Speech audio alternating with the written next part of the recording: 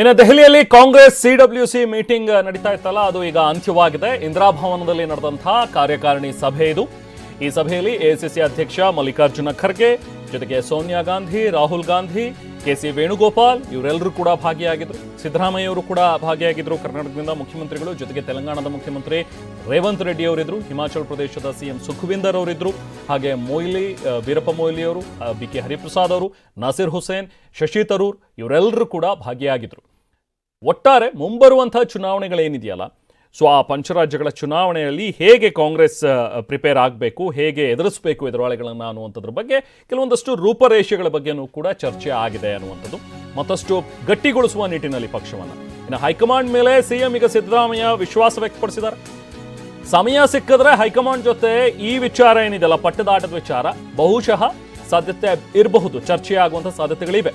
ಸಚಿವ ಸಂಪುಟ ಪುನಾರಚನೆಯೂ ಕೂಡ ಸೇರಿದಂತೆ ಇನ್ನೂ ಕೆಲ ವಿಚಾರಗಳ ಬಗ್ಗೆ ಚರ್ಚೆ ನಡೆಸಬಹುದು. ಪದೇ ಪದೇ ಹೈಕಮಾಂಡ್ ಅಂತ ಹೇಳ್ತಾ ಇರುವಂತಹ ಸಿಎಂ ಸಿದ್ದರಾಮಯ್ಯ, ರಾಹುಲ್ ಗಾಂಧಿ ನಿರ್ಧಾರ ಮಾಡ್ತಾರೆ ಅಂತಲೂ ಕೂಡ ಹೇಳಿರುವಂತಹ ಸಿಎಂ ಸಿದ್ದರಾಮಯ್ಯ.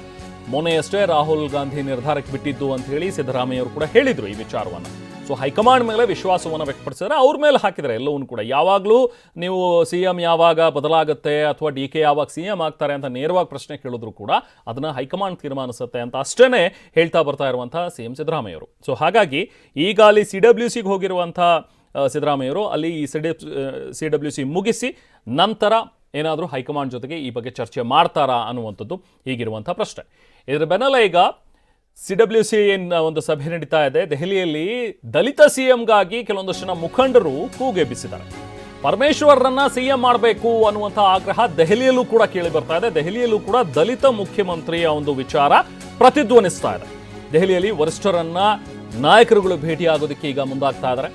ಒಂದು ವೇಳೆ ಸಿಎಂ ಅನ್ನ ಬದಲಾಯಿಸೋದಾದ್ರೆ, ಸಿಎಂ ಬದಲಾಯಿಸಿ ಅಂತ ಅಲ್ಲ, ಒಂದು ವೇಳೆ ನೀವೇನಾದ್ರೂ ಬದಲಾಯಿಸ್ತೀರಿ ಅನ್ನೋದಾದ್ರೆ ಅವಾಗ ಪರಮೇಶ್ವರ್ ಅವರಿಗೆ ಸಿಎಂ ಮಾಡಿ. ತುಮಕೂರು, ಬೆಂಗಳೂರಿನಿಂದ ಬಂದಿರುವಂತಹ ನಾಯಕರುಗಳ ಒಂದು ಆಗ್ರಹ ಇದು. 10ಕ್ಕೂ ಹೆಚ್ಚು ಮುಖಂಡರು ಬಂದಿದ್ದಾರೆ ನೋಡಿ. ಅಲ್ಲಿ ಬ್ಯಾನರ್ಗಳನ್ನೆಲ್ಲ ಹಿಡ್ಕೊಂಡು ಜೈ ಭೀಮ್, ಜೈ ಸಂವಿಧಾನ್ ಅಂತ ಹೇಳಿ ಒಂದಷ್ಟು ಬ್ಯಾನರ್ಗಳನ್ನು ಕಟ್ಕೊಂಡು ಈಗ ಪರಮೇಶ್ವರರ ಪರವಾಗಿ ಫೀಲ್ಡ್ಗಿಳಿದಿರುವಂಥ ಇವರೆಲ್ಲ ನಾಯಕರುಗಳು, ಒಂದು ವೇಳೆ ಏನಾದರೂ ನೀವು ಬದಲಾವಣೆ ಮಾಡೋದಾದರೆ ಆಗ ದಲಿತ ಮುಖ್ಯಮಂತ್ರಿ ಆಗಬೇಕು, ಅದರಲ್ಲೂ ಪರಮೇಶ್ವರರನ್ನ ಸಿಎಂ ಮಾಡಬೇಕು ಅನ್ನುವಂಥದ್ರ ಬಗ್ಗೆ ಈಗ ಆಗ್ರಹ ಪಡಿಸ್ತಾ ಇದ್ದಾರೆ.